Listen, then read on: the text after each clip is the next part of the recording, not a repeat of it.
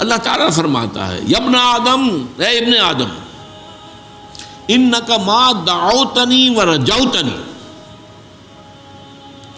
تو جب تک مجھے پکارتا رہے گا اور مجھ سے امید باندھے رکھے گا، غفرت لک علی ما کان منک ولا ابالی، میں تجھے معاف کر دوں گا جو بھی کچھ ہوگا تیرے پاس، جتنے گناہوں کا بار تو لے کر آ جائے گا۔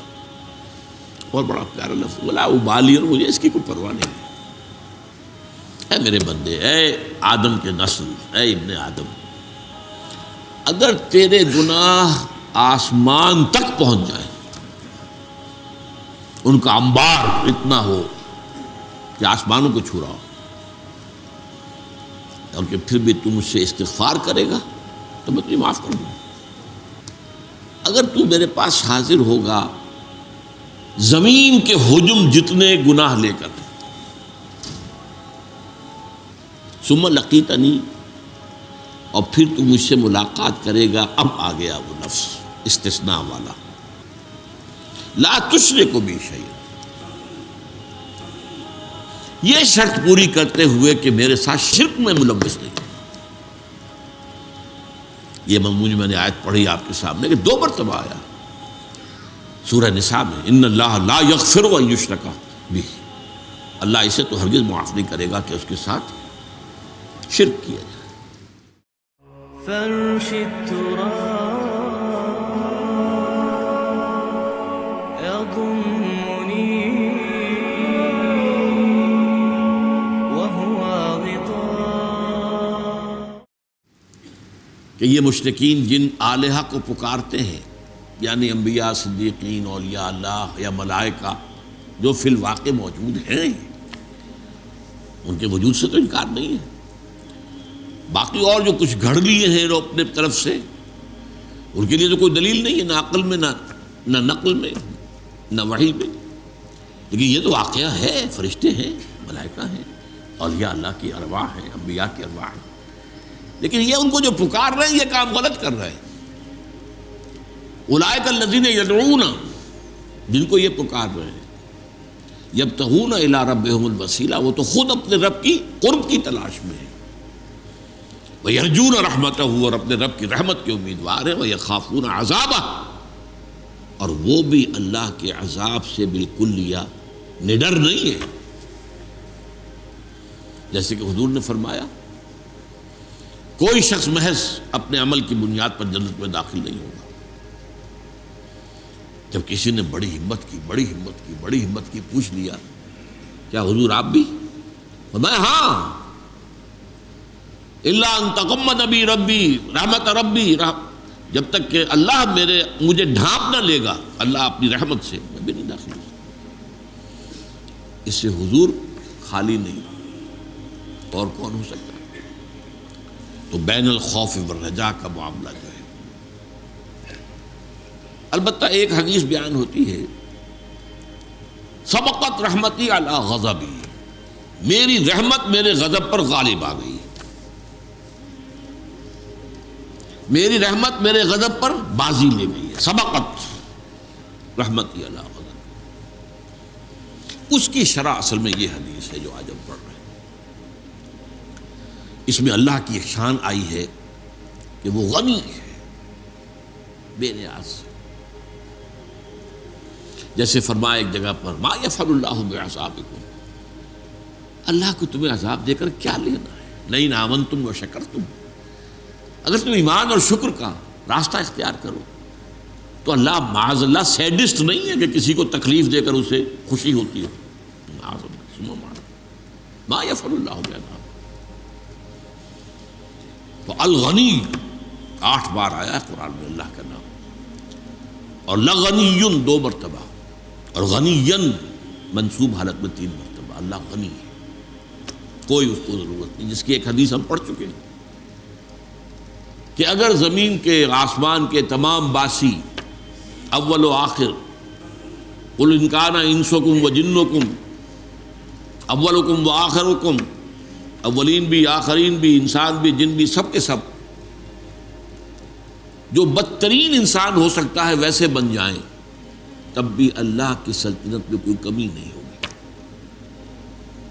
اور اگر تمام انسان، تمام جن، اولین و آخرین سب ولی بن جائیں اللہ کے، تو اللہ کی سلطنت میں کوئی اضافہ نہیں ہوگا۔ یہ ہے اس کی شان غنی۔ غنی حلیم کہیں کہا گیا ہے، غنی حمید کہیں کہا گیا ہے، غنی کریم کہیں کہا گیا ہے۔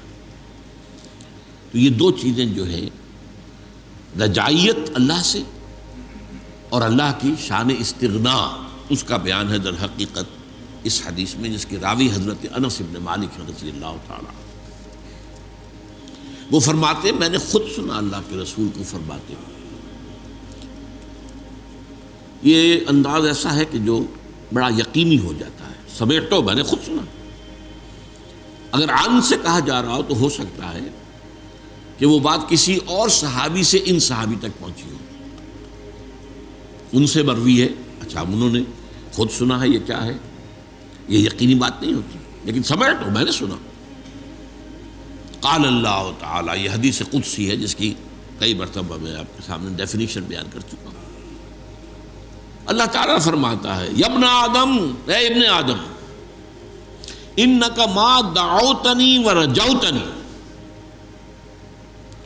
تو جب تک مجھے پکارتا رہے گا اور مجھ سے امید باندھے رکھے گا، غفرت لک علی ما کان منک ولا ابالی، میں تجھے معاف کر دوں گا جو بھی کچھ ہوگا تیرے پاس، جتنے گناہوں کا بار تو لے کر آ جائے گا۔ اور بڑا پیارا لفظ، ولا ابالی، اور مجھے اس کی کوئی پرواہ نہیں۔ یہ نہیں ہے کہ کسی انسان کے ساتھ آپ نے زیادتی کی، اب اس کے اندر انتقام کا جذبہ ہے، جوش ہے۔ اگرچہ ہے لفظ انتقام بھی آتا ہے قرآن میں، وہ شان دوسری بھی موجود رہنی چاہیے، خوف والی بھی، اس اعتبار سے۔ لیکن یہ کہ جو رجا کا پہلو غالب ہے، انکا ما دعوتنی، دو شرطیں ہیں، جب تک مجھے پکارتے رہو، مجھ سے دعائیں کرتے رہو، مجھ سے استغفار کرتے رہو، میری مغفرت طلب کرتے رہو گے، ورجوتنی، اور مجھ سے امید رکھو گے کہ اللہ تعالیٰ رحیم ہے، اللہ تعالیٰ غفور ہے، اللہ کی شان غفاری، رحمتی وسعت کل شیء، میری رحمت نے ہر شے کا احاطہ کیا ہوا ہے، جو میں سنا چکا ہوں۔ سبقت رحمتی علی غضبی، رحمتی وسعت کل شیء، میری رحمت تو ہر شے کا احاطہ کیے ہوئے۔ تو جب تک مجھے پکارتے رہو گے اور مجھ سے امیدوار رہو گے، غفرت لک علی ما کان منک، تو جو بھی کچھ تجھ میں سے ہوگا، جو خرابیاں، جو برائیاں، جو گناہ، میں تجھے معاف کر دوں گا، بلا ابالی، اور مجھے اس کی کوئی پرواہ نہیں ہوگی۔ یہ ہے شان استغنا، الغنی، غنی عن العالمین، سورہ آل عمران میں آیا ہے۔ جو حج کی استطاعت رکھنے کے باوجود نہ حج کرے تو گویا کہ وہ ایک طرح کا کفر کر رہا ہے، اور اللہ تعالیٰ غنی ہے تمام جہان، اس سے کوئی ضرورت نہیں ہے کہ تم جاؤ ضرور اس کے گھر کا طواف کرو، وہ تو غنی ہے۔ یا ابن آدم لو بلغت ذنوبک عنان السماء ثم استغفرتنی غفرت لک، اے میرے بندے، اے آدم کے نسل، اے ابن آدم، اگر تیرے گناہ آسمان تک پہنچ جائیں، ان کا انبار اتنا ہو کہ آسمانوں کو چھو رہا ہو، اور کہ پھر بھی تم مجھ سے استغفار کرے گا تو میں تجھے معاف کر دوں۔ آخری شکل، یا ابن آدم انک لو اتیتنی بقراب الارض خطایا، اگر تو میرے پاس حاضر ہوگا زمین کے حجم جتنے گناہ لے کر،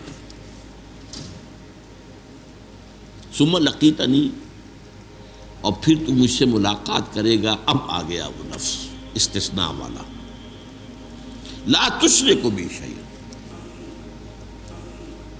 یہ شرط پوری کرتے ہوئے کہ میرے ساتھ شرک میں ملوث نہیں۔ یہ میں نے آیت پڑھی آپ کے سامنے کہ 2 مرتبہ آیا سورہ نساء میں، ان اللہ لا یغفر ان یشرک بہ، اللہ اسے تو ہرگز معاف نہیں کرے گا کہ اس کے ساتھ شرک کیا جائے، وَيَغْفِرُ مَا دُونَ ذَلِكَ لِمَن يَشَاءُ، بخش دے گا جو بھی کچھ ہوگا اس کے سوا، جس کو چاہے گا. یعنی یہ بھی نہیں ہے کہ یہ معافی کا اعلان عام ہو رہا ہے، یہ اللہ جس کو چاہے گا. اور جس کو چاہے گا میں کیا شرط ہے؟ اللہ ہی کو پکارتا رہا، کسی اور کو نہ پکارا ہو، اللہ کو پکارا. کہیں غوث العظم کو نہ پکارا ہو، کہیں کسی نبی اور رسول کو نہ پکارا ہو، کسی کو نہ پکارا. لا تدعوا مع اللہ احدا، اللہ کے ساتھ کسی اور کو مت پکارو. اس اعتبار سے اگر تو میرے پاس آئے گا زمین بھر، زمین کے حجم جتنے گناہ لے کر، ثم لقیتنی لا تشرک بی شیئا، پھر تو میرے ساتھ ملاقات کرے اس حال میں کہ تو نے شرک نہ کیا ہو میرے ساتھ، لاتیتک بقرابہا مغفرۃ، تو میں زمین کے حجم جتنی ہی مغفرت لے آؤں گا تیرے لیے. تو شرطیں کتنی آئی ہیں اس حدیث کے اندر. ما دعوتنی و نجوتنی، پہلی بات تو یہ ہے کہ اگر تم مجھے پکارتے رہے اور مجھ سے امیدوار ہوئے. ایک آیا استغفرتنی، مجھ سے مغفرت چاہیے. اور سب سے بڑی شرط، ہاتھی کے پاؤں میں سب کے پاؤں کے مطابق شرک نہ ہو.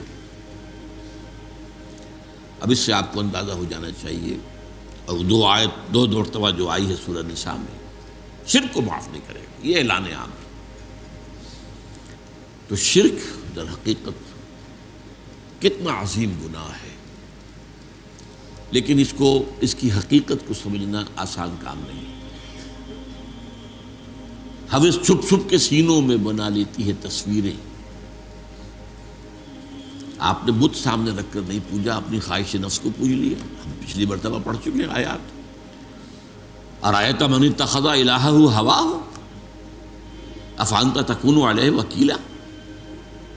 ہے نبی، آپ نے غور کیا اس شخص کے حال پر جس نے اپنی خواہش نفس کو اپنا معبود بنا لیا ہے، اس کو پوج رہا ہے. کوئی بت خانہ نہیں ہے، بت خانہ شکستم میں نے بت خانہ تو توڑ دیا، لیکن اندر جو ہے ہوس چھپ چھپ کے سینوں میں بنا لیتی ہے تصویریں.